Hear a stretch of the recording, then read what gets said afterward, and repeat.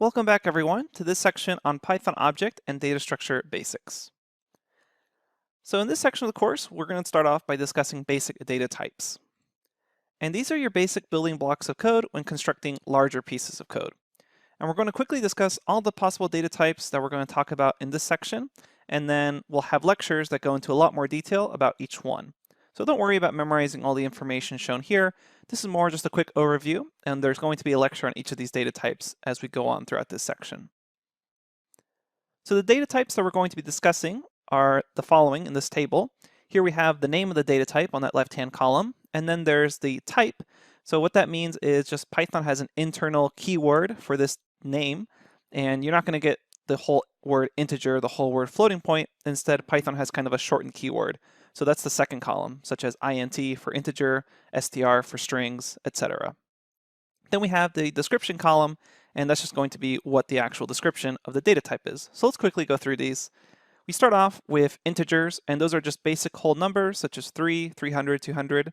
Then we have floating point numbers, and those are numbers of a decimal point, 2.3, 4.6, 100.0.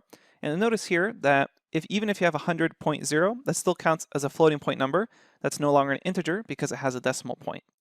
Then after that, we have strings, and strings are an ordered sequence of characters. You can think of these as just kind of words, but you should also note they can be numbers as well as foreign characters inside of a string.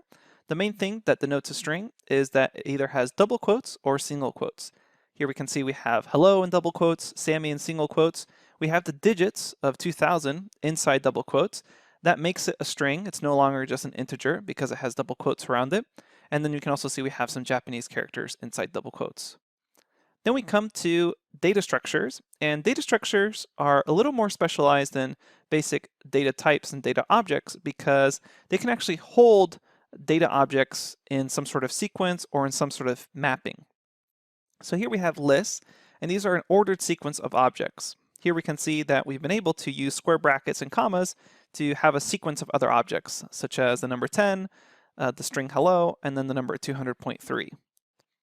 Dictionaries are another data structure that can store other data types, except in this case, instead of having an ordered sequence, they have unordered key value pairs. And we'll be discussing in a lot more detail how dictionaries work, but here we can see that we have a key, then a colon, and then a value, and it's denoted by curly braces as far as if it's a dictionary instead of just being a normal list, which has square brackets. But then we can have something like name, and then colon, and then the value of that name is Frankie. Again, we'll be discussing dictionaries in a lot more detail. After dictionaries, we have tuples. Sometimes they're also called tuples. And these are ordered immutable sequences of objects. They look a lot like lists, except they have parentheses, and they're immutable, meaning you cannot change an object that's already in that sequence. So we'll be discussing what immutable means in a lot more detail when discussing tuples. Then we have sets, which are an unordered collection of unique objects. And again, we'll talk about that in a lot more detail. They're a little similar to a dictionary, but they don't have key value pairs. Instead, they're just unique objects in some unordered collection. So you don't have that colon key value pair. Again, we'll discuss it in more detail later on. Then finally, we'll talk about Booleans, which are just logical values indicating true or false. Notice how we have capital T and capital F. That sort of syntax is necessary for Python. So those are all the basic data types. Again, don't worry if you didn't understand any of this or didn't want to memorize any of this. We're going to have a lecture on basically each of these topics in a lot more detail and show you how you can use them to write your own code. Okay, let's get started. I'll see you at the next lecture.